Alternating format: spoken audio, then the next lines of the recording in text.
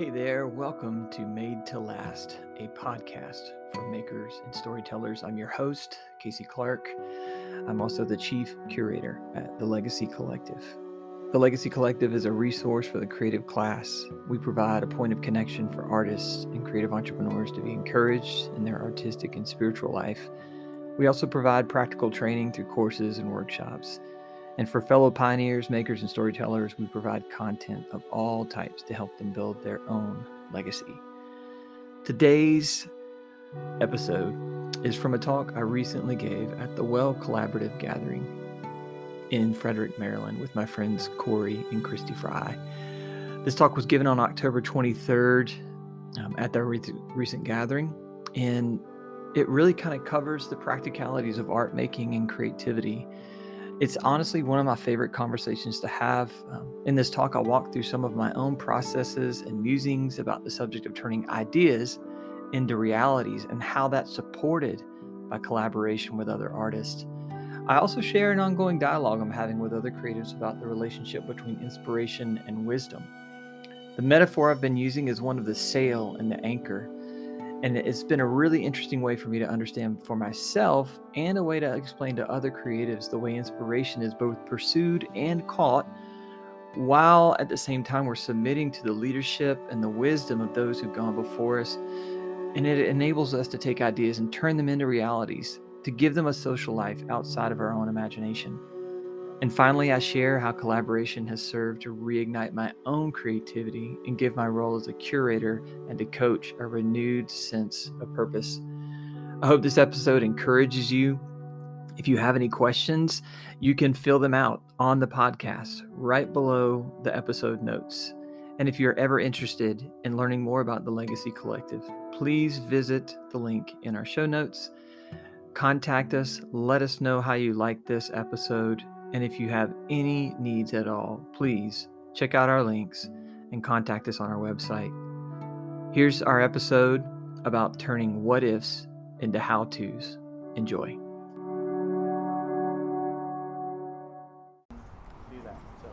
Welcome. Yeah. Sweet.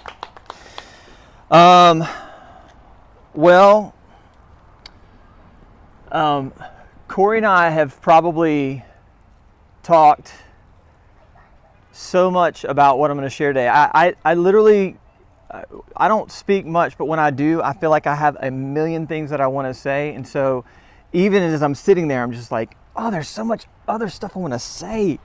But I'm going to try to boil it down to, Corey kind of talked about it just last night a little bit, but and in his introduction, just to kind of give you a little history on me, I come from an illustration background.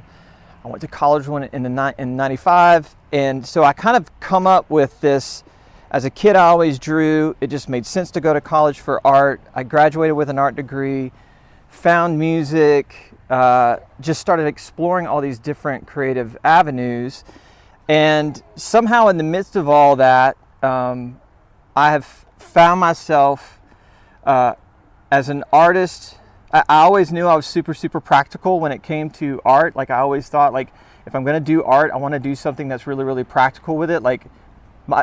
This is the way I describe it. My mom and dad were like business people, so it was drilled into me like find something you can do to make money, but also we want to pay for you to go to art college. Like we see that in you, right? So like early on, the permission was given for me to go and be an artist, but it was also this rub of like, but how do I make that a career, because it feels so ethereal and fanciful and whimsical, and like even in art school, like they were driving that home, right? So there's always this thing that I've wrestled with. So I recognize that I'm super practical when it comes to this, just by nature. So I guess what I'm trying to say is I'm going to set the bar low about this, because this isn't going to be super revelatory.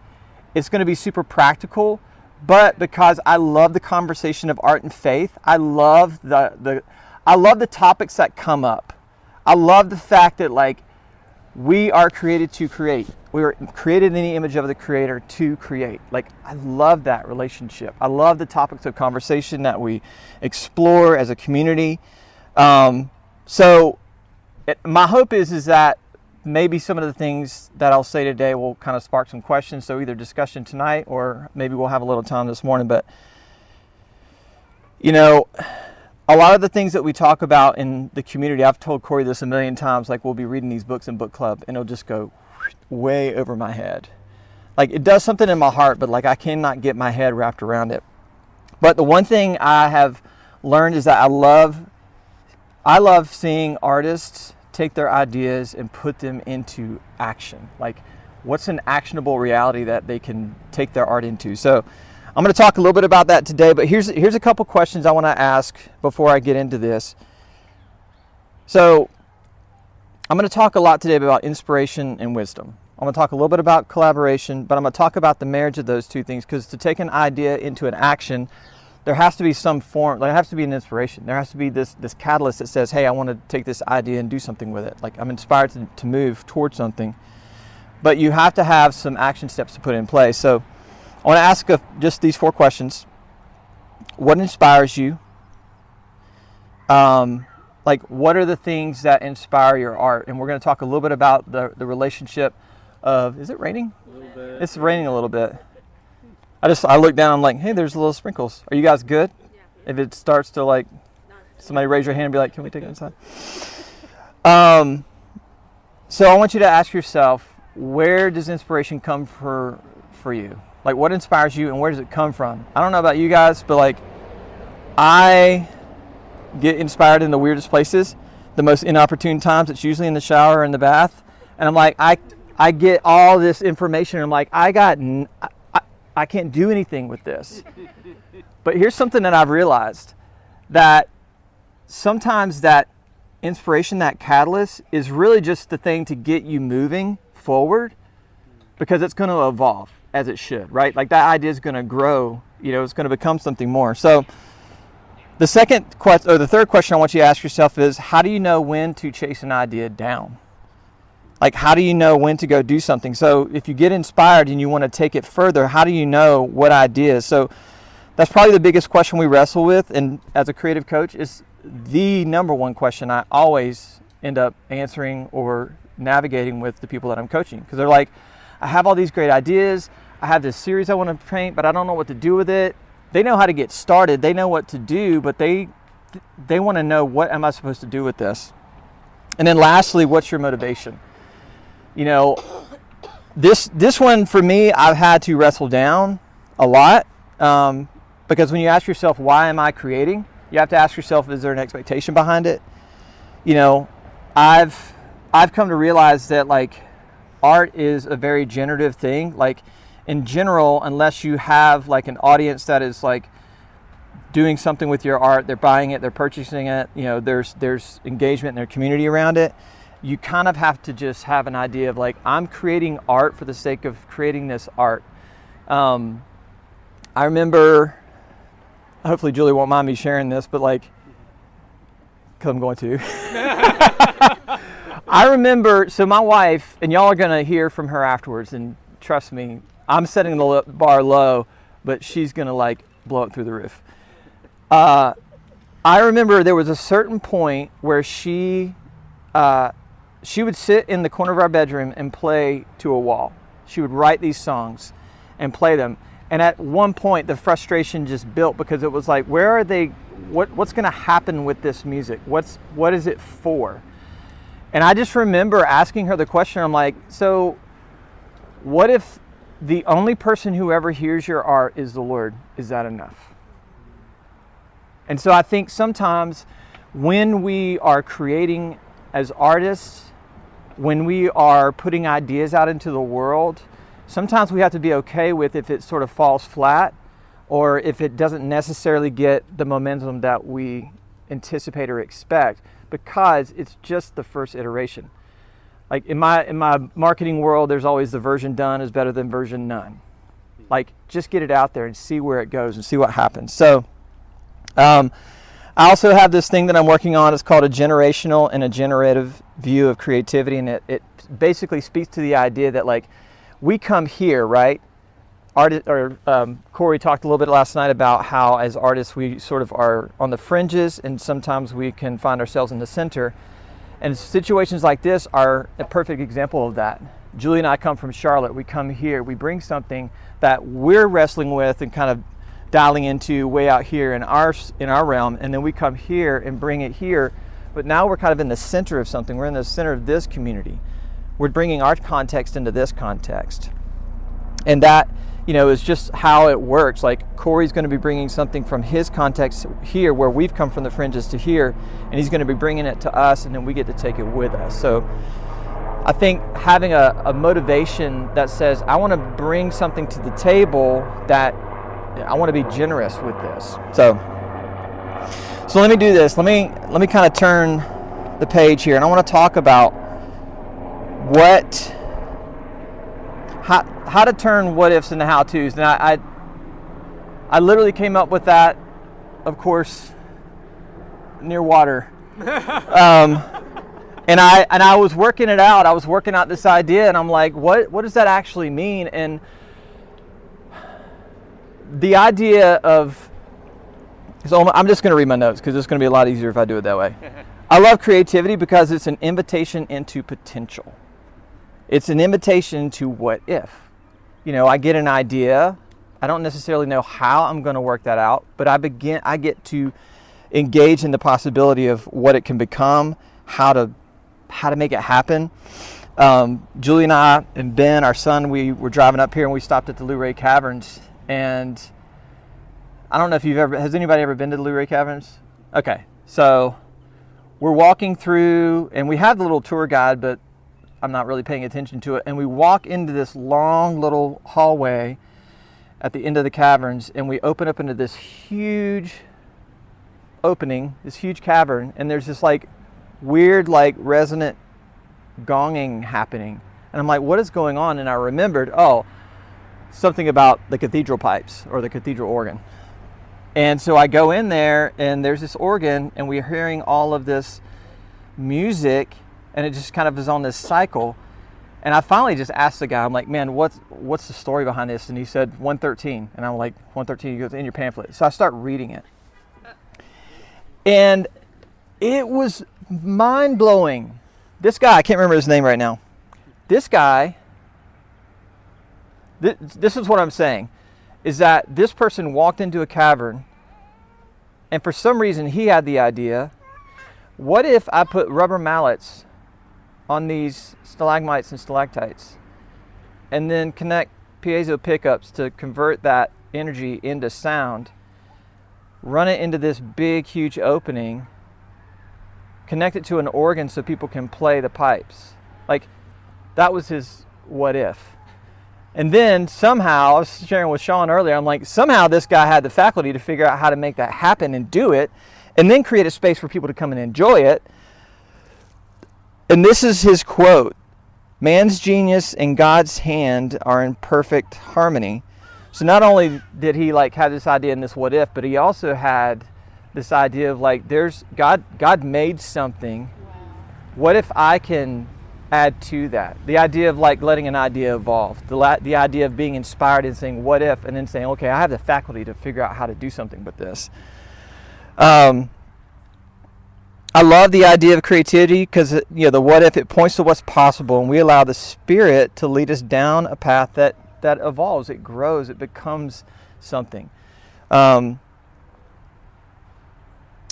had written down this one thing too, that we've talked about this a lot before, that creativity is a way, then where is it leading us? And I love that idea, like what Corey was talking about last night, the idea of potential.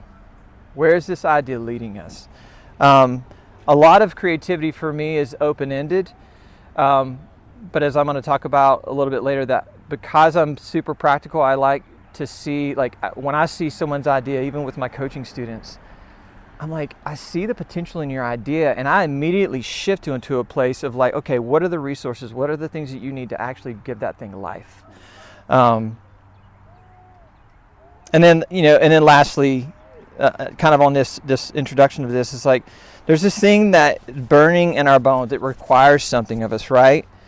So the question is what is it, and how do we walk it out? So let me just kind of talk about these two things of inspiration and wisdom. So inspiration, I looked up the definitions. To inspire is to fill someone with the urge or ability to do or feel something, especially to do something creative. And then wisdom is the soundness of an action or decision with regard to the application or experience, knowledge, and good judgment. I want to talk a little bit about inspiration. I have sort of this working metaphor that I'm going to get to in a minute, but I want to kind of preface it with this. That most of us are familiar with the quote, "Let inspiration find you working," and I sort of have a love-hate with this quote because I have found that to be very, very true. But like I mentioned before, I've also found it very, very true sometimes that inspiration just sort of shows up sometimes, and sometimes you don't really get to do with it what you want. So while I agree with like stewarding our calling and our craft, like being diligent in doing the work, I also know that the muse, that inspirational thing can't really be tamed. It kind of works on its own schedule sometimes. So, I've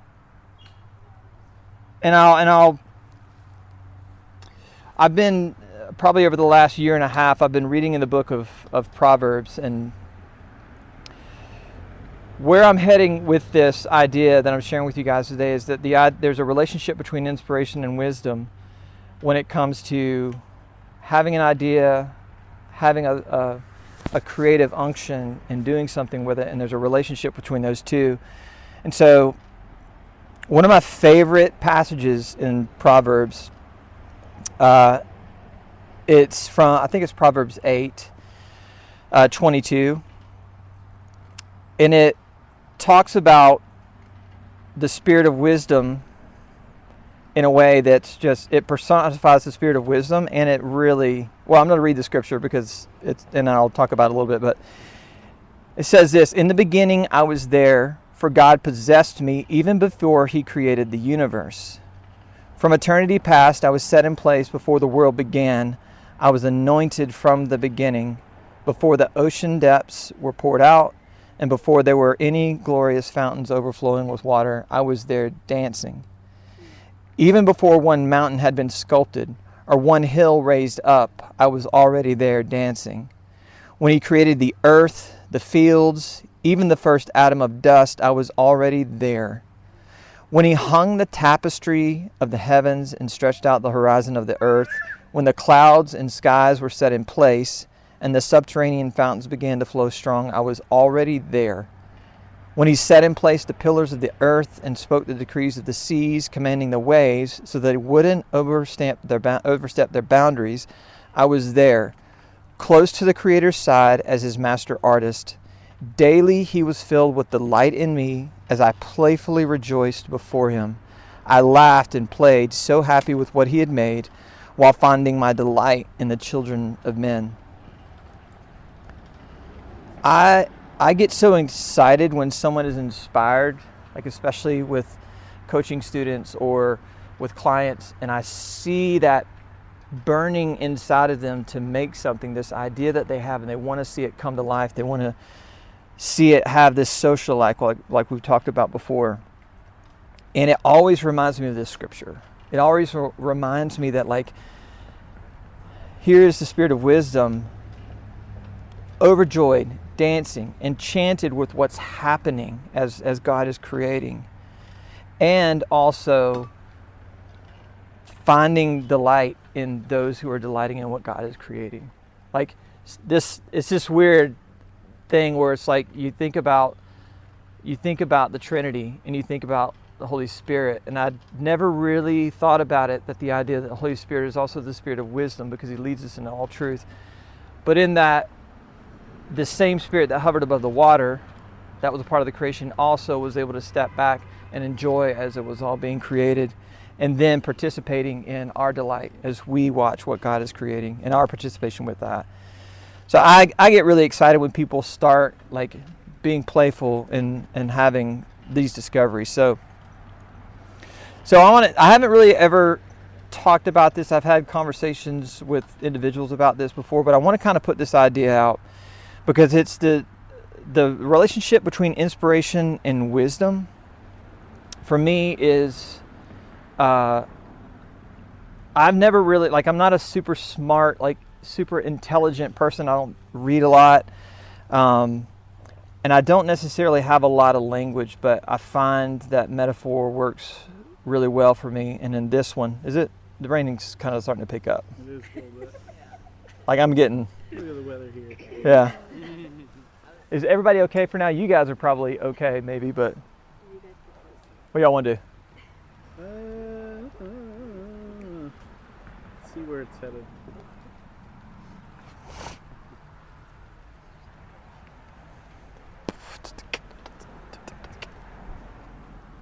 Might have to take cover. Is it coming in? Huh? Is it coming pretty heavy?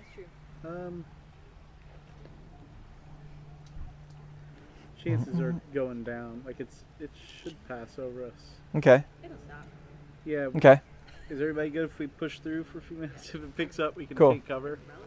Yeah. Yeah. If Okay. you gotta move into the trees, we can do that too. Yeah. Would you like to move a tree for you? I think I'm good. Move a bench over here so everybody's under this tree. Yeah, we can move stuff under there. Is it feeling pretty dry? Get under the brim of your hat. Sean will just stand over. Very cozy. Yeah. Everyone's You just guys gonna are gather fine. around. Are you guys good? I'm gonna put this under here. Yeah, feel free to move over if you need to. Yeah. I'm good. I'm just gonna stay right here. I think I'm good. So I want to talk about this metaphor that I've been working through. It's sort of this nautical theme. It's the idea of a sail and an anchor. And it sort of started with this idea that where does inspiration come from? And not so much where does it come from, but, you know, the Spirit comes and goes as it pleases. So in my mind, it caused me to wonder, like, okay, well, it's really our responsibility to lean into and catch the wind of what God is doing. And so the idea of sail and anchor comes from this place of, as artists, there's really two ways that it sort of plays out to me. One is that it's about the artist's pursuit of community, that when we wrestle with art, or when we have this conversation of art and faith, there's a lot of times where the artist feels like we're sort of outside here. We don't necessarily know how we fit in some of these conversations or in this community. But I have always found myself sort of standing in the middle, looking at both sides, saying, okay, as an artist, really my first devotion is to God. My first devotion is to what it is that He has for me. So in order for me to really follow that, there's a sense of like hoisting the sail and really leaning into and surrendering to what the Spirit is doing. At the same time, I can't neglect the fact that, like I said earlier, the idea that the Holy Spirit leads us into all truth, that there's also a grounding. There's also a sense of like, I need to have community. I need to have people who can surround me and hold me up, but also like help direct me. So there's that relationship, right? But then when it comes to inspiration, or the idea of the artist leaning into something, I've been trying to explore that metaphor even further, like the idea of being diligent in your work is how we can kind of stay anchored and have these rhythms and a lot of what I talk about with students and with clients is the idea of like having these rhythms and these cadences in our life where we are staying connected with the ideas that we're working out, but also being open to what are the possibilities. So whether it, and again, for me, there's not necessarily an order to that. Sometimes that idea and the how-to comes right away and we get going. Like the idea of let inspiration find you working. Sometimes we're just diligently pursuing something in our art or in our creativity or in our business and it's just working out. But sometimes we need to move to a space, and this is what I want to talk about in terms of wisdom, is that sometimes we need to move to a space where we are having a rhythm and cadence in our life where, like for me, I get up pretty early and I read, and I just want to create space to hear from the Lord. When I started reading the book of Proverbs pretty consistently, I realized how practical it was and how full of wisdom it was, but also how grand it was that God was meeting me in these places early in the morning, and I was coming with all of these ideas that I had no idea or strategy. I didn't know what to do with them. And it was in those spaces where I was just simply hoisting my sail, saying, okay, I have these ideas. I don't know what to do with them. And I would get strategies or ideas about where to take them. So it was by like separating myself and taking myself out of the due diligence, the hard work, kind of separating myself from that and just trusting and resting, I would receive some ideas about where I want to take those ideas, but then I would also, and it would give me the strategies to actually implement that. Another way that that's worked out for me, and this is kind of where I'll kind of wrap it up here, but another way that that's really worked out with me, and it's why I love creative coaching, it's why I love consulting, it's why I love what I do with my agency, is the idea of collaboration. When I look at what I do as an artist, I really look at it from a place of stewardship, because I know that some of these inspirations, some of these ideas are just things that are just kind of welling up in me, but I still look at it as an opportunity to steward something. It's a gift that I've been given and I want to steward it well. The same thing when I'm working with like a client or when I'm working with a student, like God is giving them something and I want to steward that well. There's a word that I've kind of used as part of my ethos of my company and even just now just in my life, the word curate. And we all know it as the word, a gallery curator. They find the pieces that they want to display, or they do a call for entries and they pull these things in, they identify them and they organize them and they put them on display and make them very beautiful. But there's two definitions. The noun tense of that verb is actually pastoral in nature. It's literally to curate the heart, to curate what's going on inside of here. It's the person who actually helps the archbishop or the pastor. It's like that sense. It's pastoral. It's stewarding.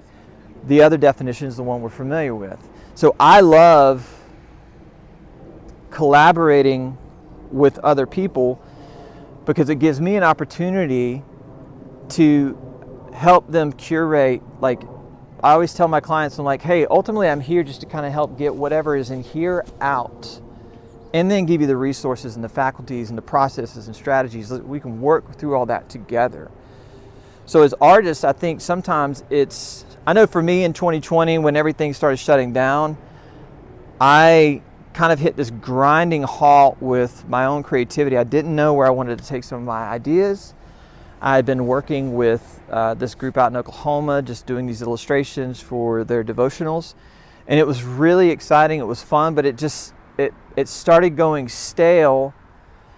And I found myself internally realizing, I'm like, I don't really know where I want to go. I feel like I'm copying. I feel like I'm kind of ripping off things. I didn't feel like I had anything fresh.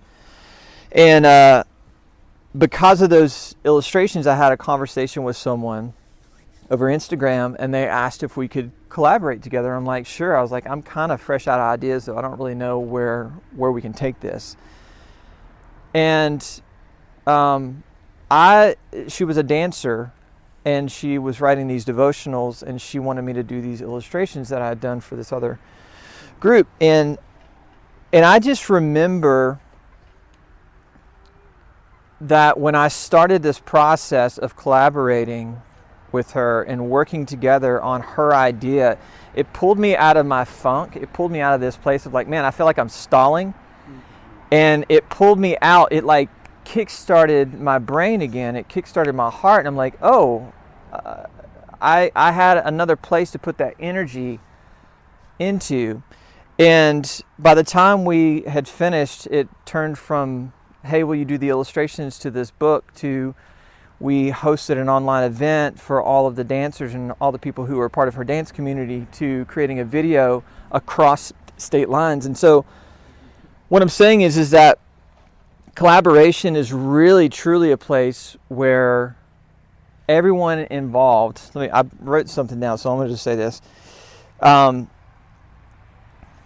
Collaboration is the way where the best parts of a collection of people or artists, we're all brought from our collective or from our own respective areas, right? Like earlier I talked about, sometimes we kind of come from the fringes, we come into the center. And when we come into the center, that collective energy of what we're bringing together, that amalgam, something really beautiful can erupt. And I didn't anticipate what was going to happen. It just was, I had stalled. Here was an invitation. It felt right.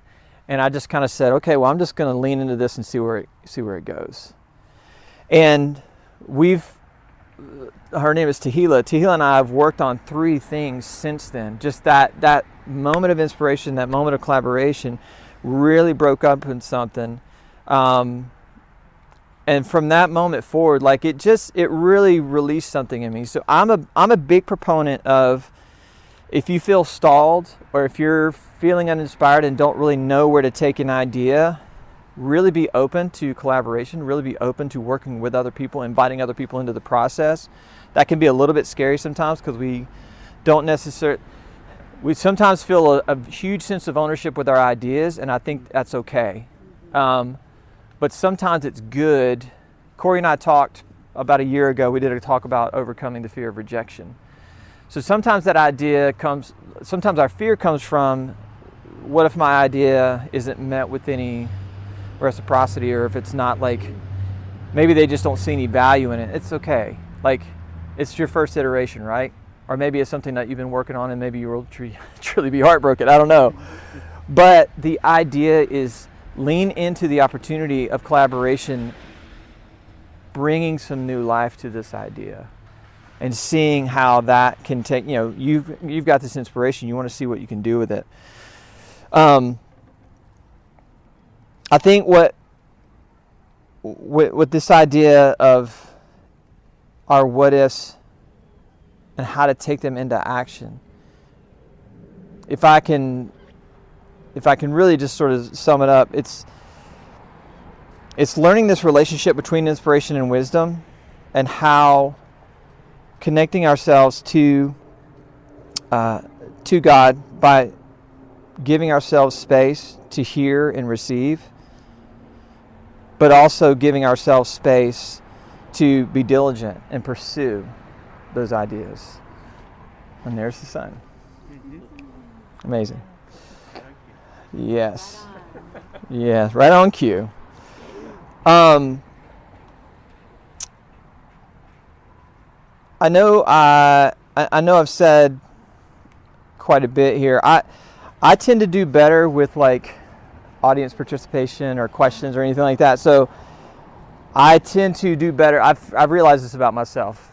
I can overthink and overshare because I don't necessarily know where I want to land the plane, because I'm so used to conversation. I'm so used to someone on the other side of the screen, and I'm hearing what's happening. Like, for me, this thing plays out like this for me. I'm inspired when I hear other people's ideas. I'm inspired when I hear what they've got in their heart. And because I'm a doer, I'm more of a man of action, and I'm pretty practical.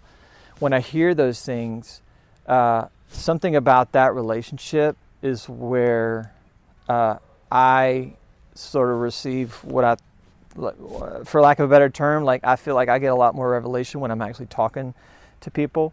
So I just want to leave it open for any questions. Like, if you have any thoughts or you want to share, like, way more conversational, so I'll probably do better landing the plane on this talk.